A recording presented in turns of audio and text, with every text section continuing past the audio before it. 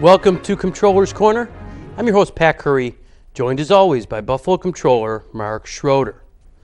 Our top story today: since 2012, the city of Buffalo has wasted more than $3 million in interest costs by borrowing for recurring expenses such as demolitions and tree maintenance. This practice has drawn the scorn of both the city's bond counsel and its external auditors, in addition to the city's control board. This spring, when Comptroller Schroeder goes to the bond market, he'll be putting an end to this practice by refusing to borrow for these purposes. Now, Mark, this practice, while not illegal, is sort of like a homeowner putting their mortgage expenses on their credit card. It's not a great practice, and it results in unnecessary interest costs. For the city, it's been $3 million worth of unnecessary interest costs since 2012 alone. Right, yeah. So this is something that sometimes, governors, mayors, they feel they have the elastic power and they feel they can do this. But this is something that has been bothersome to me for some time because as the controller and bringing in 10 certified public accountants, we're pretty big on best practices. So I gave the city of Buffalo the opportunity to understand that we had to make this change. The way that I did that is that I worked internally with the debt management officer, deputy controller that I appointed, and I asked him to update our policy on such things. So this is something that you just can't change in a few days. This is a lot of work, and it's a lot of work with our finance advisor, with bond counsel, with having communications with everybody in City Hall, including the mayor, all of his commissioners, and the different entities, having this conversation, explaining to them what this policy is all about. And then this policy then is clocked in to the Buffalo Common Council. The Buffalo Common Council weighed in on the policy saying, Comptroller, you're right. And they voted on it 9-0. And so I was feeling this way a year ago, but decided not to do it this way, to give them one more year to do this. And I wanted the strength of the policy that they all voted on. So now I feel very comfortable about this. Patrick, we all have options. And just like I opted to listen to what the administration wanted to do in the past, having to do with demos and tree maintenance, but I gave them fair notice that going forward, best practices is going to rule the day. And so it's not like they're not aware of this. They've been aware of this. And quite frankly, I've let them know before then a year ago. I can remember 4 or 5 years ago saying, you know what, at some point in time, we need to catch up to this. We need to do this the right way. And you've been telling them that for years. In fact, your estimate and report in 2016 pointed this out. It did it again in 17 and 18. And also, as you said last year when you went to the bond market, you made it clear this would be the last time you'd be borrowing for demos and tree trimmings. You also included this into your policy, your debt management policy, which you said passed the council last April. Yeah. So this is not a sudden change or a sudden movement towards a new direction. This is something that you've been telling the administration that we have to do this thing the right way. Yeah. And this is the year that you've decided to give them one more year, and then this year is the final year where you're going to finally put an end to this practice, which for many reasons has drawn the ire of the control board, the city's bond counsel, and even our external auditors. Basically, one of the reasons that they say that this such as a bad practice is that it's incurring these unnecessary interest costs, in which, as we saw, can hit the bottom line up to $3 million in just a few short years. Yep. Also, these demolitions are not city assets. They're done on mostly, vast majority is private property. Majority, yep. And we're not improving those properties. In fact, we're taking a house down, and there's less on that property, whereas a capital project usually build upon a asset that's the city. So not only is it not an asset, but it's not ours, it's private property. we only recoup a very small fraction of what we spend on demolitions from the owners of these properties, and all the while we're incurring unnecessary interest costs by borrowing it when we do it every year, and it's not something that has a beginning and an ending, like building a bridge or building a building. This is really a simple adjustment for the mayor and those commissioners in those departments, like the commissioner of inspections. This is a very easy adjustment. This money should be in the operational budget, and therefore that's the proper place for it. Then, Patrick, it would stop what you talked about in the beginning of the show, that we've essentially wasted $3 million over the last 7 years in interest cost because they're not doing it right within the operational budget. That's where it belongs. And there's really, nobody can argue with that. The Buffalo Fiscal Authority, the Control Board, they write it every single year. And it's bothered me that when they write it, I read it and I know they're right, and I know from the CPA firm that we hire to come in to help us close the financials each and every year, they have it written down in their management letter every year, and we know that bond counsel is saying this isn't best practice. And so therefore we've tried to communicate to the administration in a way giving them a chance to make this transition, and it's just something that they're going to have to do.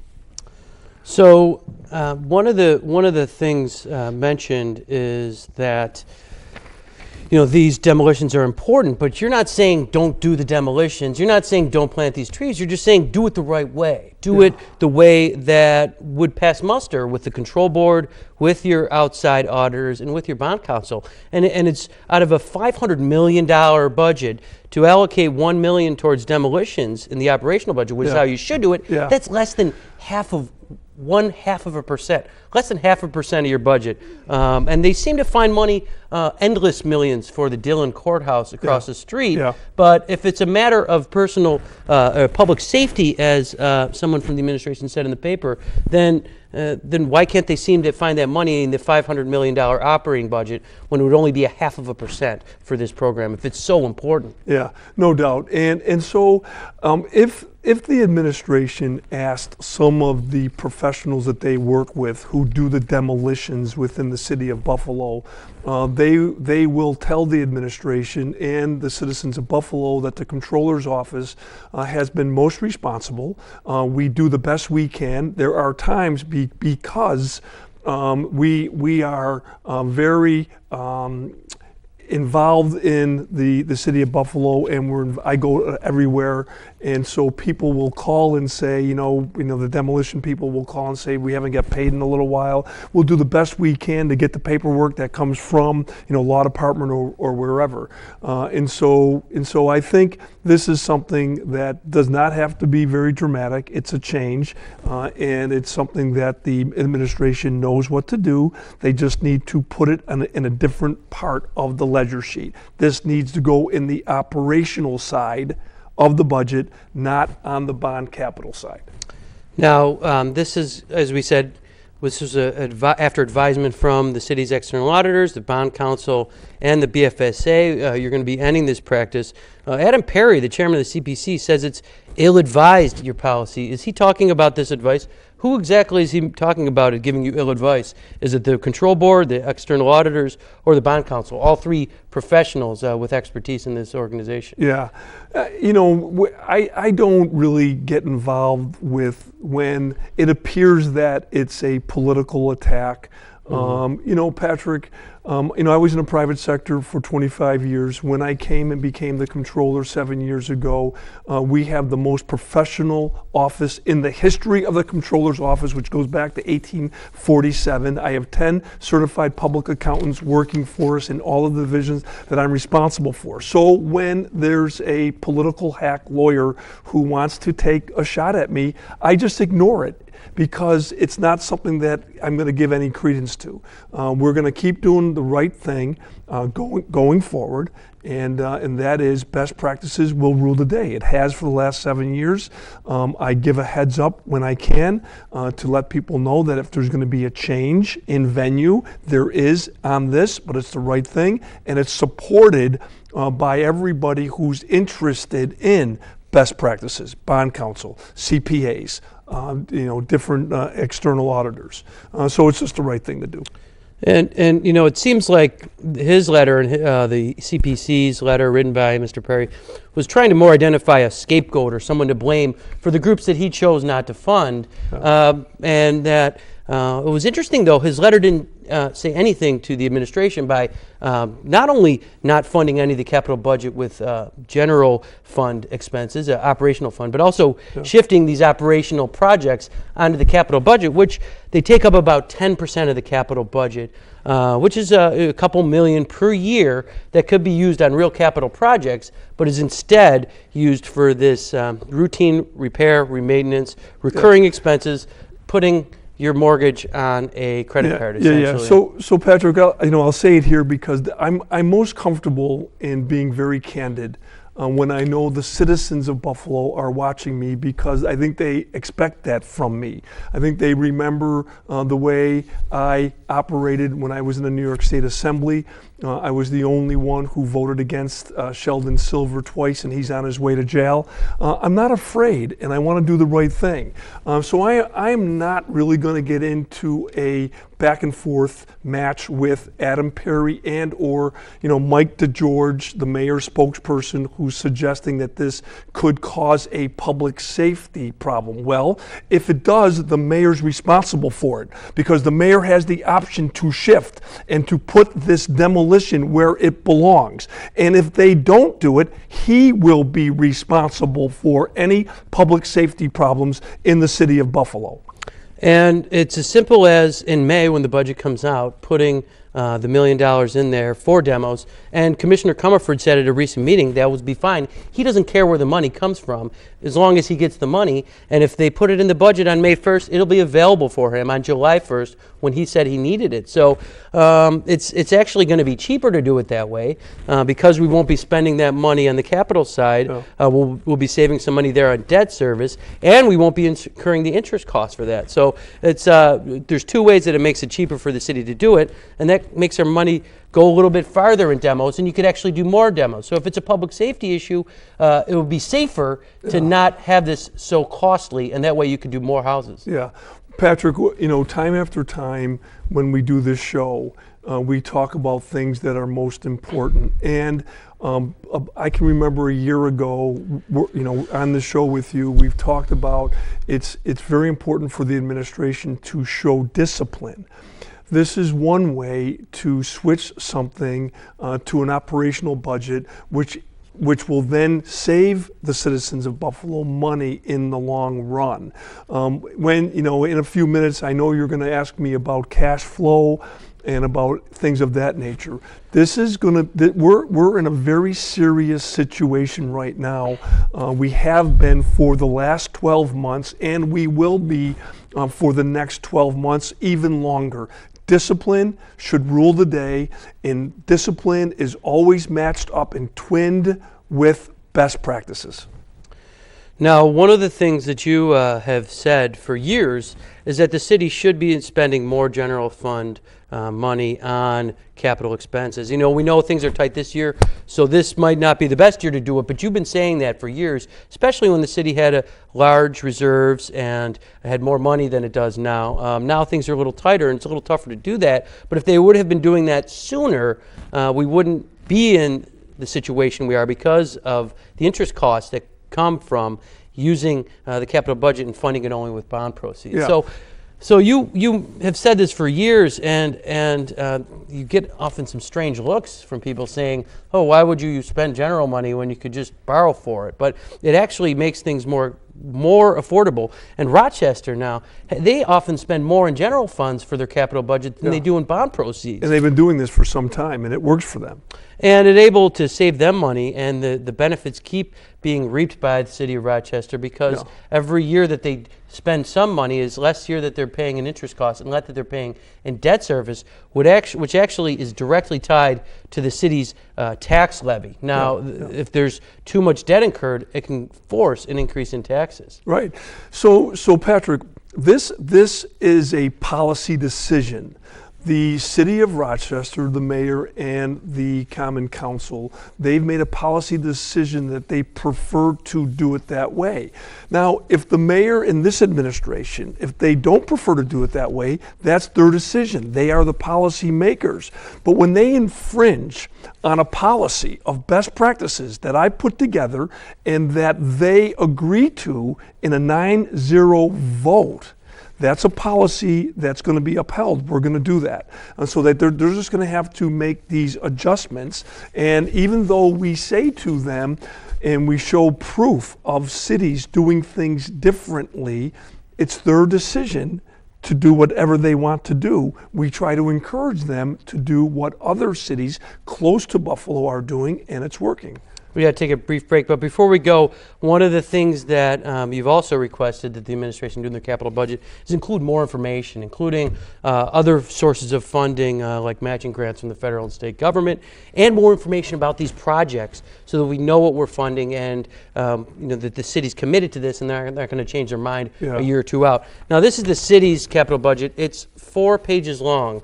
Not quite a lot of information for the citizens or you to go off of. Again, City of Rochester, their capital budget is 100 pages long plus, has all the information you would want from a capital budget. And it includes other sources of monies coming in. So it's just not like the $22 million that the city of Buffalo talks about. It's a lot more than that because there's other sources. That's what's in this document, right, Pat? Yeah, in fact, the bond proceeds are only $15 million of the $78 million, for instance, in 2016-17, that's included in the Rochester capital improvement program. Again, $18 million out of the 94 for the next year, and 27 out of the 96 for the year after that. So it's not only is it a way to do your capital budget, which is more efficient and less costly to citizens, but they're giving citizens and the government the information about what these capital projects are all about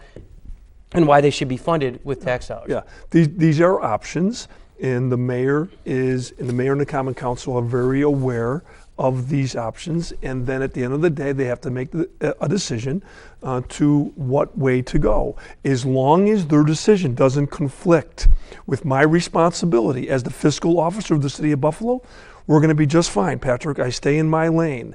The policymakers, I know who they are in the city of Buffalo. It's the mayor and it's the Buffalo Common Council. I stay in my lane. They have the decisions to make about policy.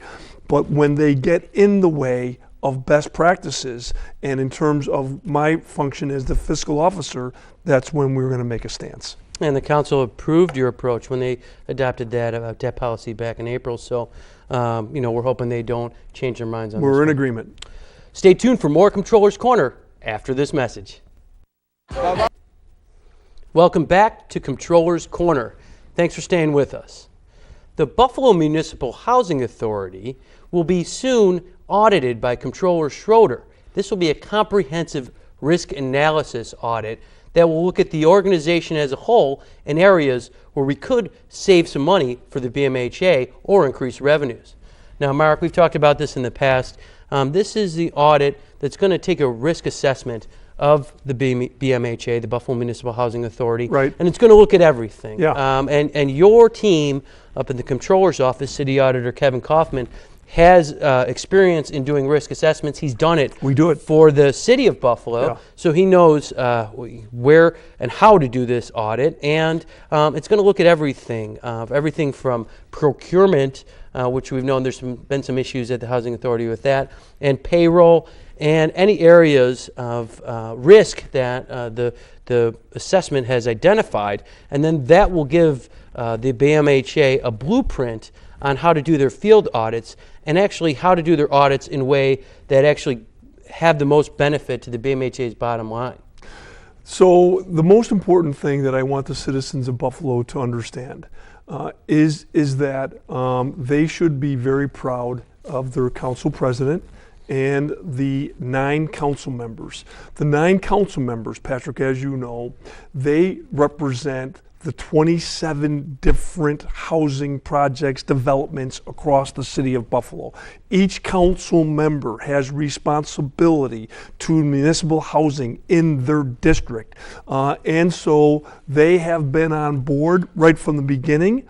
The council president has showed leadership. He introduced a resolution. It was voted on 9-0, having to do with the BMHA. They must put in internal auditing function. They haven't had it for years. The council president and the common council members also agree with us that an audit has to be done. How we're going to get there will be something that we'll determine as we go forward. For now, as you mentioned, the city auditor who I brought in 7 years ago, Kevin Kaufman, he's a CPA, he is ready to go. Within the next week or so, he will be sending out a questionnaire to the executive director, Gilliam Brown, of the Buffalo Municipal Housing Authority. Patrick, yourself and Kevin Kaufman, on my behalf, went to see the BMHA board and the executive management team not too long ago, and they've agreed to be cooperative so that when we send over the questionnaire asking very thoughtful questions that are going to help us decide on how we're going to go about this risk assessment, we expect them to answer the questionnaire within the next 30 days. Then we will be able to devise the plan. And within the Buffalo Municipal Housing Authority, it's a $45 million operation. We will begin to dissect different areas, different categories that we want to look at. Why do we want to look at it? Because we want every penny, taxpayer dollars and the tenant dollars, to go to make it the very best public housing in the nation. That's what we want, and that's what this risk assessment audit's going to do to help them manage better. And one of the ways they do it is looking at 2 kinds of risk. There's financial risk, and then there's control risk. And I can explain what that means for the viewers at home. So the financial risk is basically how big are the dollars involved are we talking about? Are we talking about millions of dollars? So that look like areas such as fringe benefits and payroll. That's where a lot of the financial risk comes from. Now, there's also what's called the control risk. That's anywhere, it's how susceptible money is to being misused, abused, or misappropriated. So anywhere that cash is involved is control risk that we found in City Hall, or areas like this procurement audit could be control risk when you have lower level employees hiring their buddies and their girlfriends to do cleaning services and racking up $400,000 in no bid contracts, which is far more than anyone else in the BMHA was working with kids. So it takes those 2 risk factors and plots them out, uses a formula to kind of combine them, and the areas that are the highest financial risk and the highest control risk are going to be the areas that the risk assessment is going to tell you, well, you better audit those areas because that's where you're going to have most problems, and that's where it's affecting the city's, the BMHA's finances. Yeah, and so you're very right to talk about the different risks that we'll be looking at, the financial risk, the control risk. And as I mentioned earlier in the last segment, I always stay in my lane, Patrick. But let me tell you something, Pat. Aside from the fiscal end of what my job is and the financial and the different risks that are involved, there's also the moral part of this story. I have been to all of the developments across the city of Buffalo. My mother came from one of them in the 1950s. It's deplorable. You wouldn't want your worst enemy to live in these developments. The city of Buffalo better wake up. They have work to do. We are providing a mechanism for them with this risk assessment, and I would suggest to them they take full advantage of it. HUD and the federal government, in my view, they're complicit. They're just going along with what the leadership and the management team wants.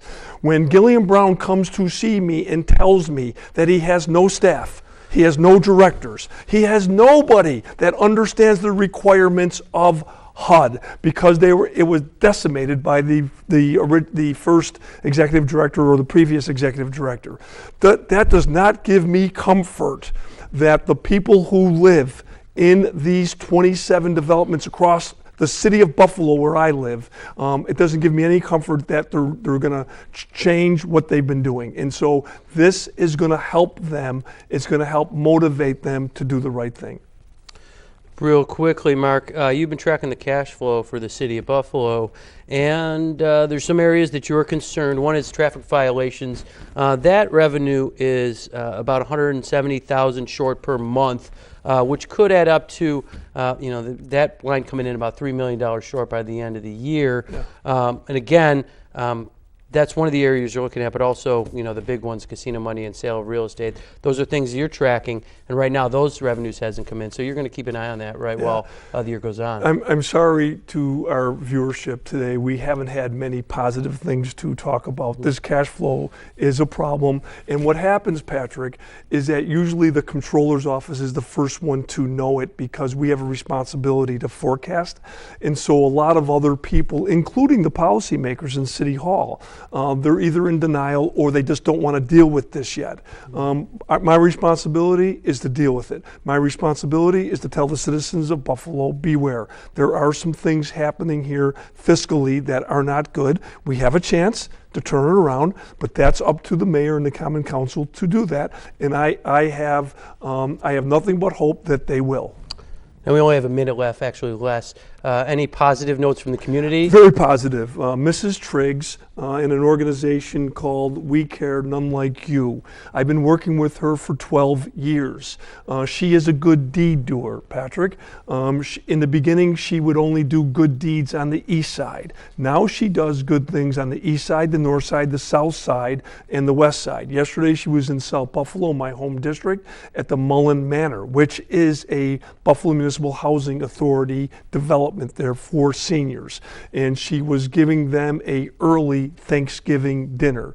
And so she had volunteers, 30 of them, young people from the University of Buffalo and Buffalo State College, and community police officers who help her every time she does something to volunteer in the community. The community police officers are there with her. There are 3 more Thanksgiving dinners taking place the next couple of weeks in all different neighborhoods of the city of Buffalo. So we just want to give a tribute to Mrs. Triggs. She'll kill me for this because she doesn't really want any attention. She gives it all to the people who help her. Well, sincere thanks for Mrs. Triggs. And thanks for you at home watching Comptroller's Corner. On behalf of Comptroller Schroeder, make sure to check out our Facebook page, our YouTube channel, our Twitter handle, and the Comptroller's website. On behalf of Mark Schroeder, this is Pat Curry, signing off.